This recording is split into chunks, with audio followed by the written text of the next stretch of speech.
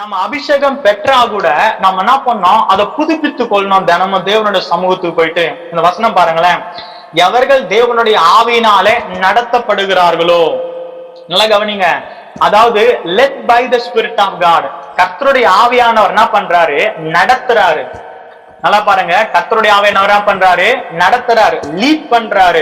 அந்த அந்த பர்சனை வந்து என்ன பண்றாரு? டேக் ஓவர் பண்றாரு. அதுதான் ஒரு உண்மையான கிறிஸ்தவ வாழ்க்கை, ஒரு விடுதலையான வாழ்க்கை. நான் எப்போ அபிஷேகம் பெற்றேன்ப்பா, ஆனா இப்போ எனக்கு அபிஷேகத்துக்கு சம்பந்தமே இல்ல, ஆவியானவர் என்னைக்கோ போயிட்டாரு என்னை விட்டு, அது கிறிஸ்துவ வாழ்க்கை இல்ல அப்படின்னா நம்ம செத்து போயிட்டோம்னு சொல்லி அர்த்தம் ஸ்பிரிச்சுவல் லைஃப்ல.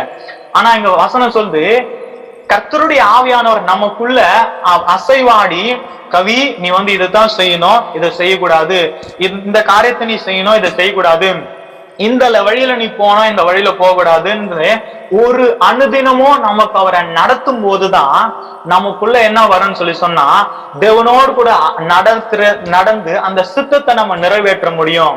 ஒருவேளை ஆவியானவரை நம்ம விட்டுருவோம்னு சொல்லி சொன்னா நம்மளால நிச்சயமா அவருடைய சித்தத்தை செய்யவே முடியாது. ஆவியானவர் இல்லாம ஊழியம் செய்ய முடியாது, ஆவியானவர் இல்லாம பரிசுத்தமா வாழ முடியாது, ஆவியானவர் இல்லாம பாவத்தை ஜெயிக்க முடியாது, ஆவியானவர் இல்லாம நம்மளால சமாதானமா இந்த உலகத்துல வாழவே முடியாது. நமக்கு ஆவியானவரோட அபிஷேகம் தேவை.